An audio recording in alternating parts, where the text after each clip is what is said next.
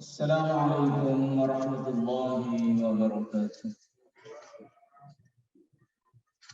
إن الحمد لله نحمده ونستعينه ونستغفره ونعوذ بالله من شرور أنفسنا ومن سيئات أعمالنا. من يهده الله فلا مضل له ومن يضلل فلا هادي له. أشهد أن لا إله إلا الله وأشهد أن محمدا عبده ورسوله. اللهم صل وسلم على نبينا محمد وعلى آله وأصحابه ومن تبعهم بإحسان إلى يوم الدين. Bapak Ibu sekalian, jamaah salat tarawih, mari kita bersyukur kepada Allah Subhanahu wa taala atas seluruh limpahan nikmat dan rahmatnya kepada kita. Alhamdulillah, kita masih diberi kesempatan oleh Allah Subhanahu wa taala untuk sama-sama melaksanakan salat tarawih dan dilanjutkan dengan witir secara berjamaah. Salawat serta salam mudah-mudahan selalu tercurahkan kepada Nabi Muhammad sallallahu alaihi wasallam, pada keluarganya, para sahabatnya, juga mudah-mudahan kepada kita semua. Para jamaah sekalian, Allah Subhanahu wa taala berfirman dalam surat Al-Munafiqun ayat 10. A'udzu billahi minasyaitonir rajim. Wa anfiqu mimma razaqnakum min qabli an ya'tiya ahadakumul maut fayaqula rabbi laula akhartani ila ajalin qarib fa asaddaqa wa akum minas salihin wa la yu'akhirullahu nafsan idza jaa ajaluha wallahu khabirum bima ta'malun. Artinya, dan nafkahkanlah sebagian dari rezeki yang telah kami karuniakan kepada kalian sebelum kematian itu datang kepada salah seorang di antara kalian. Baru dia berkata, wahai Tuhanku, kalaulah seandainya engkau tangguhkan ajalku sebentar saja, aku ingin bersedekah dan aku ingin menjadi orang saleh. Dan Allah tidak akan menangguhkan sedetik pun apabila ajal seseorang sudah tiba, dan Allah Maha mengetahui apa yang kalian lakukan. Menurut Imam Hasan Al-Basri, kenapa setiap orang yang akan meninggal dunia, dia ingin ditangguhkan ajalnya, dan yang diinginkan adalah bersedekah. Kenapa yang diinginkan bersedekah? Kata Imam Hasan Al-Basri, ini betapa besarnya, saking besarnya pahala sedekah di sisi Allah Subhanahu wa taala. Dan kemudian para jamaah sekalian, pernah satu hari Nabi Muhammad sallallahu alaihi wasallam kedatangan beberapa orang dari Bani Mudhar. Mereka tidak menggunakan alas kaki dan mereka menggunakan pakaian yang sangat jelek. Ketika melihat keadaan mereka, Nabi Muhammad SAW sangat bersedih. Kemudian beliau pulang. Setelah masuk waktu sholat, Nabi Muhammad SAW memerintahkan Bilal untuk mengumandangkan azan. Selesai sholat, Nabi Muhammad SAW berkhutbah. Beliau kemudian membaca surat Al-Hasyr ayat 18. A'udzu billahi minasyaitonir rajim. Ya ayyuhalladzina amanu taqullaha wal tanzur nafsum ma qaddamat lighad wattaqullaha innallaha khabirum bima ta'malun. Wahai orang-orang yang beriman, bertakwalah kalian kepada Allah, dan hendaklah setiap diri melihat apa yang telah dia lakukan untuk kehidupan esok hari. Maksudnya untuk kehidupan akhirat. Dan bertakwalah kepada Allah. Sesungguhnya Allah Maha mengetahui apa yang kalian lakukan. Kemudian Nabi Muhammad SAW bersabda kepada para sahabat, hendaklah seseorang menafkahkan uang dinar dan dirhamnya, pakaian, gandum ataupun buah kurma, sekalipun sepotong buah kurma. Kemudian para sahabat berlomba-lomba menafkahkan harta mereka. Ada yang membawa pakaian, ada yang membawa sekarung gandum. Setelah sedekah itu numpuk di hadapan Nabi Muhammad SAW, baru Nabi Muhammad SAW kelihatan tersenyum. Beliau sangat senang sekali. Bapak-bapak sekalian, karena waktu terbatas, saya ingin menyampaikan secara singkat-singkat saja tentang manfaat dari infak atau sedekah di bulan Ramadan. Yang pertama adalah dapat mencegah dari siksa api neraka. Dalam hadis riwayat Imam Bukhari dan Imam Muslim, Nabi Muhammad SAW bersabda, "Fattaqun nar walau bisyikki tamratin, faman lam yajid fabi kalimatin thayyibah." Artinya, maka hindarilah siksa api neraka itu sekalipun bersedekah hanya dengan sepotong butir kurma. Maka barang siapa yang tidak mendapatkannya, maka hendaklah dia mengucapkan kalimat thayyibah. Kemudian sedekah dapat menghapus dosa.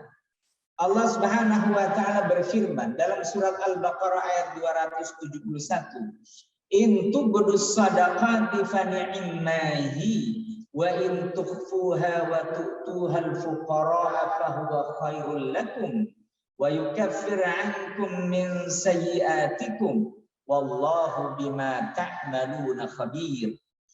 Jika kalian tampakkan sedekah itu, maka itu baik.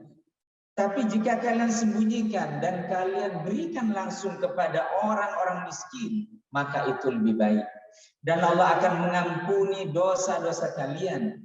Dan Allah Maha mengetahui apa yang kalian lakukan. Kemudian yang selanjutnya, menjadi sebab keselamatan dari panasnya hari kiamat. Nabi Muhammad SAW bersabda, "Kullu mri'in fi dhilli sadaqatihi hatta yufsala bainan nas." Setiap orang berada di bawah bayang-bayang sedekahnya sampai nanti semua keputusan oleh Allah Subhanahu wa taala diselesaikan di hadapan manusia. Bapak sekalian, ternyata sedekah ini bisa mengobati penyakit. Allah Subhanahu wa taala menyembuhkan penyakit seseorang lewat sedekah. Nabi Muhammad SAW bersabda, "Dawau mardakum bisadaqati." Obatilah orang-orang yang sakit di antara kalian dengan sedekah. Ada sebuah cerita, ada seorang wanita yang tinggal di Jeddah, Arab Saudi. Dia sakit, terkena kanker darah stadium 4. Karena dia perlu membantu, akhirnya datanglah TKW dari Indonesia.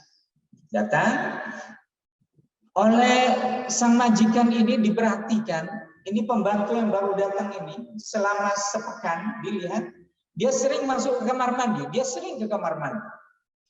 Lalu setelah itu ditanya oleh sang majikan, "Kenapa kamu sering ke kamar mandi?" Kata pembantu ini, "Ibu, sebenarnya saya baru 3 minggu melahirkan anak, kemudian saya berangkat ke sini karena faktor ekonomi.